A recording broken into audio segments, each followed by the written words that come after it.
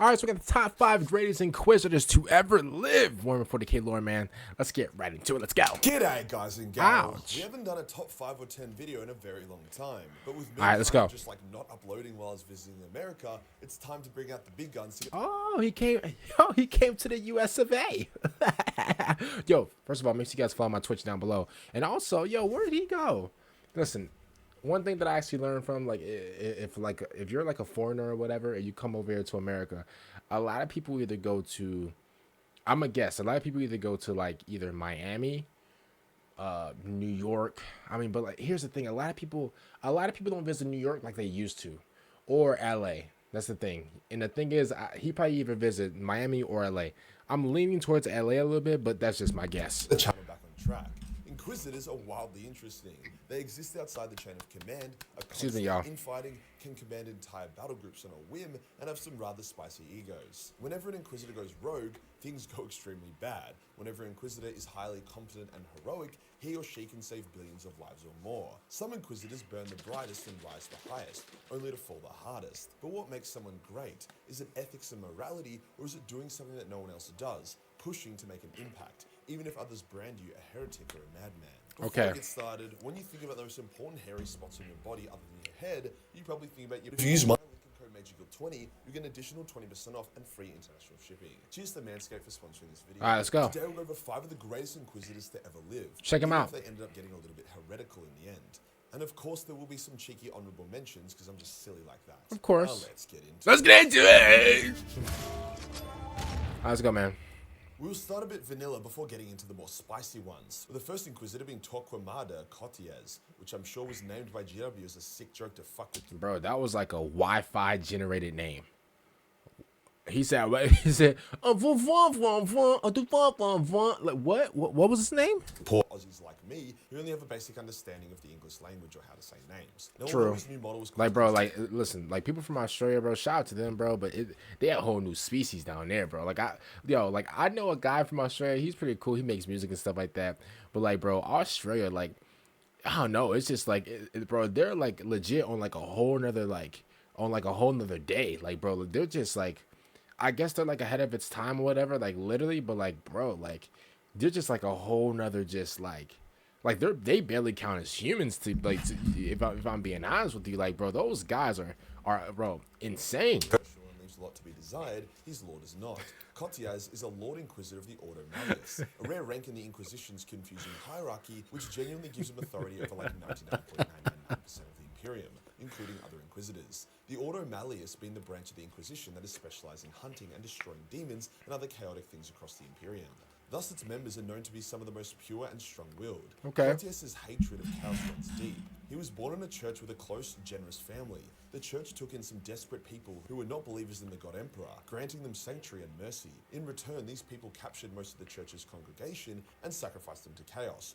Womp womp. Cotiaz himself was spared when the Inquisition arrived and purged the heretics. Himself only been spared because the Inquisition saw righteous fury and a desire for revenge burning within him. He was taken into the Inquisition and begun his training, rising fast through their ranks and being seen as a prodigy. What really cemented him into heroic badass status was when an Inquisitor Lord called a conclave and presented a demon-bound crystal he had recovered after a recent cult purging. He spoke of how they could use the power of the crystal against chaos, using the enemy's own weapons against it. Okay, so I don't want to say this is like the standard, like, you know, story in like Warhammer or whatever, but I think I pretty much heard the story before of like, you know, their biggest op growing up or whatever was like chaos and stuff like that. So, you know, they grew up to be like a prodigy and they just want to, you know, get the revenge. They just want to spin the block on the chaos and stuff like that. So I completely understand.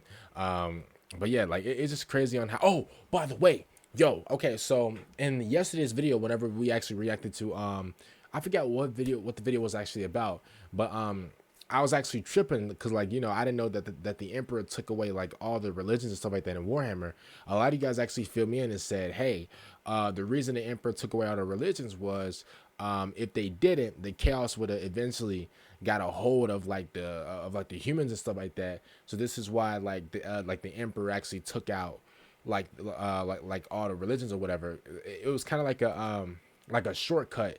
If the chaos would have, like, you know, manipulated all like the religions and stuff like that, and then, you know, took advantage of all the humans. So to be honest with you, I was a little caught off guard. I'm like, yo, the Emperor, how could you, yo Big E, How could you take out, like, you know, take out all the religions or whatever, but you want people to believe in you? But I'm gonna be honest with you, I understand his reasoning, so okay.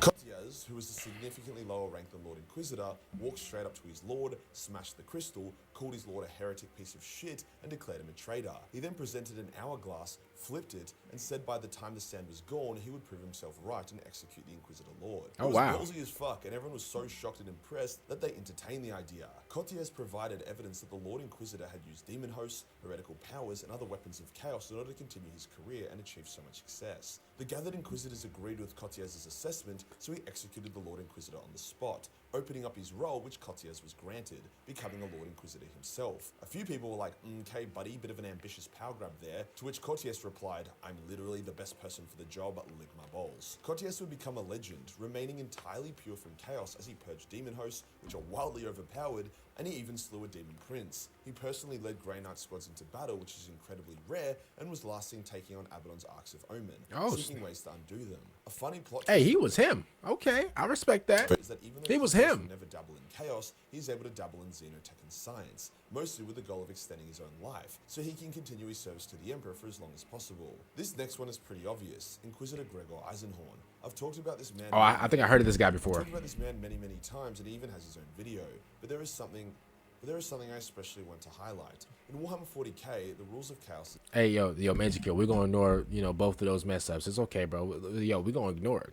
It's fine. It is what it is, bro. You know, as a matter of fact, those wasn't even mess ups. Those were actually glitches. So, you know. If you don't worry about it. In just a little bit, you will eventually fall. Chaos is insidious, relentless, and will claim its due. Yeah, sure, you can use your willpower and knowledge to conquer a demonic flame, which burns out a chaos cult, or maybe your demonic sword slate. That was another glitch as well. Don't worry about it. Those weren't mess ups. Those were actually glitches. And I say, you know, what I was after. Dang, Majorkill got me glitching. But actually, what I was about to say is, bro, you know this book is absolutely viable, bro. Look at the chains around this book, bro. Look at, bro, he must got some, bro, I don't know what plans, I don't know what type of secret ingredients. He probably got the Krabby Patty secret formula in that book, bro. But this thing is locked up, chained up like a bike. Maybe you bind a demon host and you get it to kill a Chaos Space Marine, but as soon as you do that, the timer starts and you eventually will fall. Unless you were Inquisitor Gregor Eisenhorn, who is Naruto running down the path of damnation, yet shows no signs of corruption of mind, body, or spirit. And this dude has done some seriously heretical shit. To name a few, he forged a staff using the corpse of a Chaos entity, he read a Chaos book and used sorceries from it to kill his enemies, he bound a demon host using the body of his old best friend, which he now uses as a fucking Pokemon, his retinue literally includes an Alpha Legionnaire, and he was force-fed a poison that turns people to chaos. But the dude does not give a fuck. He uses chaos like I'll use my tongue on my wife's clitoris when I meet her one day. He's a no-nonsense guy. He knows what needs to be done and will do it. Okay. That has led to him being declared a traitor. Okay, so he's a tank. Oh, bro, look at the ice he got on. I'm icy. Yo, look at the ice he got on. Oh yeah, hey, I can't lie to you. He's actually him. This guy, he sounds like a tank of, like, you know what Majorkill broke him down to, bro. But bro, he got the ice and everything. Inquisitors. A fact that doesn't bother him too much, as he thinks most of them are fuckwits anyways. He is currently battling against cosmic forces in order to try save the galaxy. He's still battling? Eisenhorn shit. This next one is a bit of a controversial add to the list, but in all the right ways. One of Eisenhorn's early nemesis was a man called Inquisitor Quicksauce, which I always thought sounded like quick sauce, which was quite comical despite what this guy actually did. Quicksauce was what Eisenhorn could have turned out to be, so radically hell-bent on his quest against chaos that he embraced its power. However, despite falling to chaos, Quicksauce did not abandon his mission and still sought to bring chaos low, which I found fascinating. Before his fall, he was a legendary and noble Inquisitor. They literally called him Quicksauce the Great and Quicksauce the Bright. He was one of the greatest members of the Ordo Malleus to ever exist. Even as a young man in his 20s, he was purging demons, slew a Chaos Marine, destroyed the Witch King of Sapeth, and even rooted out a cult of Nurgle that had corrupted an entire He was like that in his 20s? He was a living legend. However, it's clear his success had gone to his head. When he was tracking a mild chaos cult, and by mild I mean they just didn't have demonic orgies and shit all the time, he saw them trading and using mystical artifacts in order to benefit their lives and bring wealth and fortune. Quicksauce had a realization. Chaos and the warp were not inherently evil. They were just misused by fools and evil men. If he could use... Oh, and he thought he was that guy. He thought he was like, you know what, man, y'all, give it here. You doing it wrong. Man, give it here, man. You're not even doing it right. This how you do it. And he starts screaming. It's powerful good, he could achieve so much more. So he spoke with the cult, learnt from them, and eventually became their leader. Other Inquisitors attempted to track and destroy this cult, as it had become a nexus for many Chaos artifacts to end up with, only for them to be horrified to discover Quicksauce at the heart of the cult before the disgraced Inquisitor slew them. You thought you could handle it. Listen, I understand. I know you think he thought he was him for a sec. He thought, oh, I mean, I could easily, work this, bro. It's just you guys are lame. You guys can't control it. Look at him. Look at him looking all defeated. I'm going to be honest with you, though, bro. I wish your mother will be proud of you. Bro, look at this jacket. This jacket, I've actually seen this jacket like a lot of times in like Warhammer or whatever, bro. I wonder if this jacket is actually like a real thing in real life. Man, bro.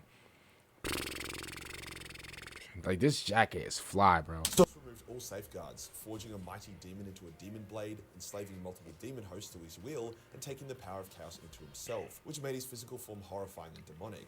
Yet the entire time, he still believed he was working for the Emperor and the greater good. Quicksauce wanted to use his immense power, knowledge, and influence to do a devastating blow to chaos. He believed that if he could recreate the Necron pylon around Cadia on a nearby world, then turbocharge the shit out of it using a bunch of Alpha Plus Psykers, he could overload the Eye of Terror and force it to close, brother, dealing a massive blow to chaos. GG's. This would be such an epic achievement. Quicksauce didn't give a fuck about ethics and morals. He terrorist attacked a massive military parade that included multiple imprisoned Alpha Plus Psykers, killing thousands and using the distraction to steal the Psykers away. He sent demon hosts and cultists to Cadia to study the pylons, measure them, and then recreate them using a similar but inferior material on a different world.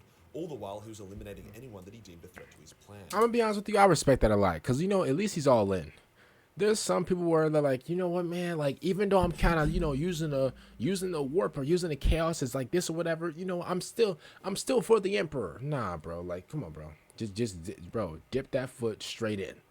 Just like how, like, whenever you about to, like, take a shower or a bath or whatever, bro, and you feel the water out and it's a little hot, or like whenever you about to take a bath and you feel the water with your toe or foot and it's a little hot, you're like, I don't know, let me see if I can just run some cold water and just get straight in. Just get straight in, okay? Just go full in. Don't be half in, half not, bro. No, bro. Nobody likes nobody likes a lukewarm pizza, because I don't either, okay? Just get straight in. I hate this whole, I'm for the Emperor, but at the same time, I'm for the chaos. I'm still trying to, nah, bro. I respect that even though he thought he was for the Emperor, he still went all out. He was like, you know what, man? Forget this whole morals and ethics stuff, man. I'm not doing none of that, bro. If you're in my way, I'm taking you out. Simple as that. I respect that a lot. When he was eventually confronted by Eisenhorn and a team of Inquisitors, he was ruthless, easily slaying 2 of them before then dueling Eisenhorn himself. Damn. Eisenhorn managed to pull a fast one and slew Quicksauce, with the heretic's last words literally labeling Eisenhorn as a heretic for disrupting his plan. The entire time, Quicksauce wore his inquisitorial badge of office, and when Eisenhorn's mind touched Quicksauce's, the man still saw himself as completely loyal. Now you might be like, oh wow, good work, Eisenhorn, you stopped the closing of the Eye of Terror, hero of the month over there, buddy. However, Quicksauce's ritual was extremely experimental. Turbocharging fake Necron pylons with Alpha Plus Psykers is a bit more of an art than a science. It 100% would have blown up the planet, that was guaranteed, and likely would have expanded the Eye of Terror, not closed it. After all, Quicksauce was doing this while heavily corrupted. Chaos easily could have manipulated him into thinking this would work, when all it would have done is open the Great Rift early. So he was just basically making more problems. I know that's probably like wasn't his intent, but like he basically was just making more. He was making more TNT. Wowzers. I bet your mother won't be proud of you. So either way, play it safe, slay the dude that uses a demon sword and is literally growing horns. No list would be complete without the most giga-chad, badass, and heroic Inquisitor of them all. Okay. Inquisitor Lord Hector Rex of the Ordo Malleus. Who? If you're wondering why most of these badasses seem to be from the Ordo Malleus, it's because demon hunting is fucking cool and really hard. Hector Rex was a day one beast. He was actually inducted into the Astra Telepathica as a youth, but his instructors were like, this dude is way too fucking cool to be a glorified Zoom call. Man, that's so a big boy. To the Inquisition. Pause. No, I'm looking at his whole body, yo. I'm not looking at nothing else. Yo, bro.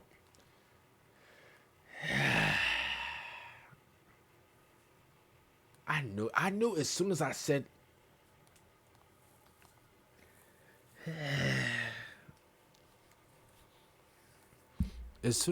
that's a big boy, bro, I knew it. I knew one of y'all was gonna look at me and then look at me all perplexed and confused. I promise you I'm not sus. It just, bro, he looks like the Terminator, one of the Terminator, I promise I can talk. He looks like one of the little Terminator Space Marines that we watched yesterday. That's what he looks like. but not before giving him extensive, expensive genetic modifications to greatly enhance his size, strength, durability, and speed. Kind of like a proto-Astartes, similar to that of Luther or Corferon. It was during the Siege of Rax that this man would shine. When he arrived on the scene, the siege had become a mess. There were traitor Astartes everywhere, there were demons, the weather was really bad, not ideal. Hector received a prophecy that unless he intervened, the world would become a demon world, which would fuck over the entire sector. Hector took control of the situation, put himself in command, and then personally led a strike team of elite Grey Knights for the final push against the traitors. Grey Knights are the best of the best, so to lead a team of them from the front is wild. They were confronted by the greater demon of Khorne, Angarath, one of Khorne's mightiest demons, and it begun slaying the Grey Knights. But Rex was like, I didn't hear no bell, and proceeded to banish the beast in personal combat. He then pushed onwards, broke the back of the enemy, and won the Siege of Rax for the Imperium. Ball of shit, made more impressive by his status as a mortal man. Oh, he was hard. As a fun fact, Hector Rex is one of the few people who have been granted an audience with the Emperor, further cementing him as a living legend. Before we choose our final Giga Chat Inquisitor, let's do some honourable mentions. First we have Inquisitor Amberly Vale, Caiaphas Cain's Bae. She's the ultimate expression of princess in the streets and monster in the sheets. She is charming and witty, but also extremely capable and deadly. For example, she took on Gene Stealers using a custom exosuit and was always there to help Cain. Woo! Hold on, I gotta make sure my mic on for this one. Baby girl, what's your name? Let me talk to you. Let me buy you a chain. Yo. Cause I'm about you try me. I'ma take you home with me. Yowzers. She knows she bad. She got the hair. First of all, the hair slicked down. Hair slicked down. She look all inferior. Like she looking at me like, I don't want to hurt you right now because you so cute, but don't push my buttons. That's what she's basically saying, right? Yo, she got the, first of all, this code right here. Yo, if you ever see a woman with this code, bro, yo, choose your words correctly. Choose a word, bro. Choose your words wisely, bro. Before you walk up to her on some, oh, what up, ma? You look bad, bro. Hey, you better check yourself.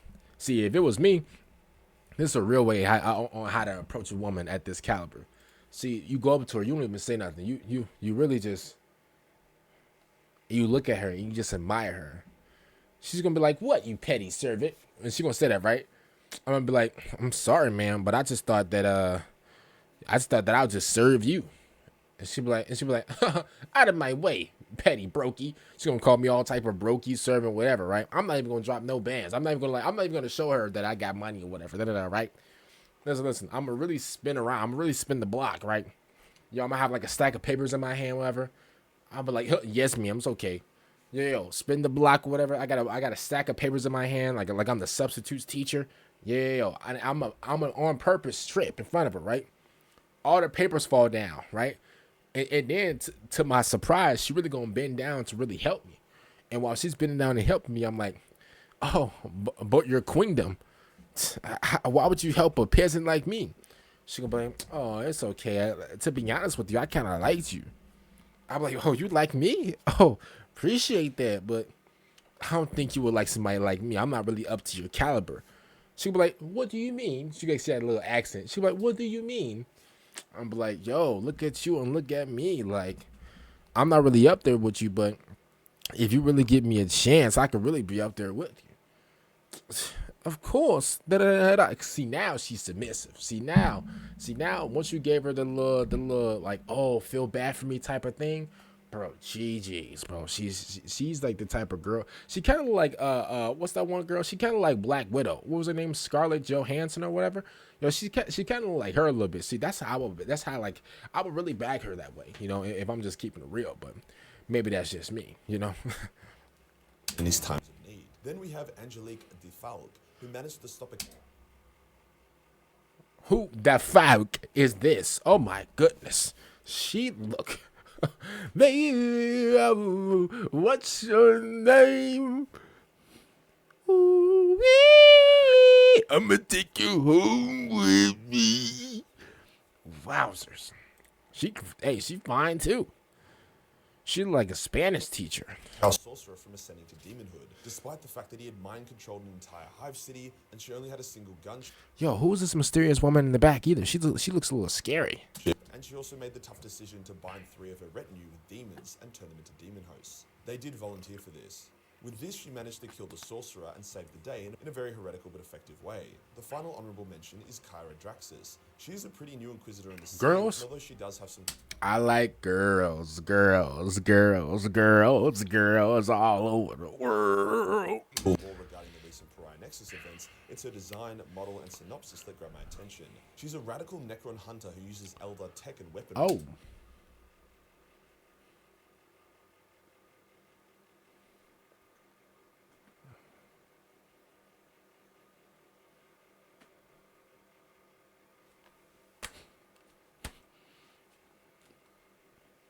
A little Michael Jordan. Okay, I like girls all over the world. As Eldar allies, has a fucking little dragon thing, and is all around just a bad bitch. Now for our final legendary Inquisitor on this list, we have Ravenor, the disabled DEI hire. Nah, that's a joke. This guy can turn you inside out with a thought and is smart as shit. He was Eisenhorn's prized pupil and interrogator, a genius and a powerful psycho all in one. However, when Quicksauce terrorists attacked the parade, Ravenor was horrifically wounded, losing most of his limbs and being burnt to a crisp. He was put in a life support pod, nicknamed the Chair. However, as he lost his physical senses and body, his psychic The Chair powers is... exploded in Who was this? proficiency. When Eisenhorn was forced into hiding, Ravenor became... Who is... Yo. Hey, I like girls with short hair. I like it. You better RESPECT me. Who is this? I like girls. Can y'all see her? Wait, give me 1 second. Girls. I love her.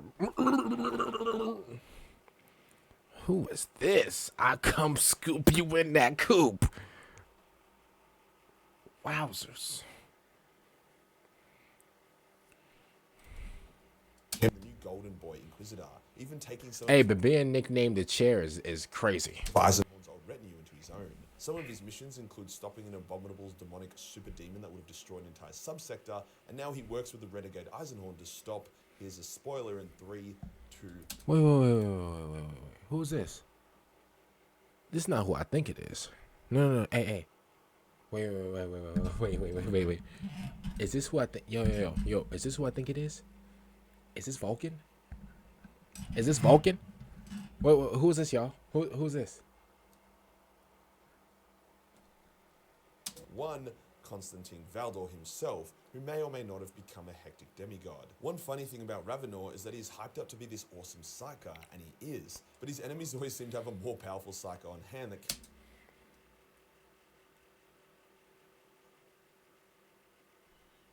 Give me that toot, then give me that beep. Who was this? Who was this? I mean, she look a little scary if I'm being honest with you. But who is this? Don't worry, it's okay. I just don't want, if me and her, if we're in a club one day and we really, if we're in a club one day, I want her to be looking at me like this. Yeah. So what day do you work? Like, I don't want her to be looking at me like, like she just stares at somebody. I don't want to, like if we're in a club, and I might worry and whoa, like if we just like, vibing, going back and forth, whatever, I look to my left and she's just in the corner. I'm gonna be honest with you, like I don't want to get spooked off. Guys can get spooked off too. Not, listen, we all know girls can if girls are not feeling you, whatever, they can get a little spooked off and they can just walk away. I can get spooked off too. Guys can get spooked off too. You don't want a girl, having a staring contest, just eyeing you down. Now, to be honest with you, a player like me, see, I can easily, just reverse that. If a girl's staring at me like this, bro, all scary looking, bro, I can easily reverse that, bro. See, if it was up to me, I would see what I would do is I would ignore her. So I would be like, I know she's looking at me, whatever, in my peripheral view. So I'm like, I might word, while that song is playing, whatever. and hold it like a youth weekend. I get the latency go. You know, I'm in there like, you know, rapping all the words, stuff like that while she's staring at me, whatever. And I'm gonna take a quick. This me. So pretend that y'all the girl. This is what I'm gonna be doing. I ain't worried. Like that's how I'm gonna be if I'm just keeping it real. Either way, Ravenor is a legend who gives me faith in the Inquisition. If you enjoyed the video and you want to... Shout out to Majorkill Man for this video. Make sure you guys follow my Twitch down below. It's absolutely free. Other than that, man, I'm going to see you guys. Peace out.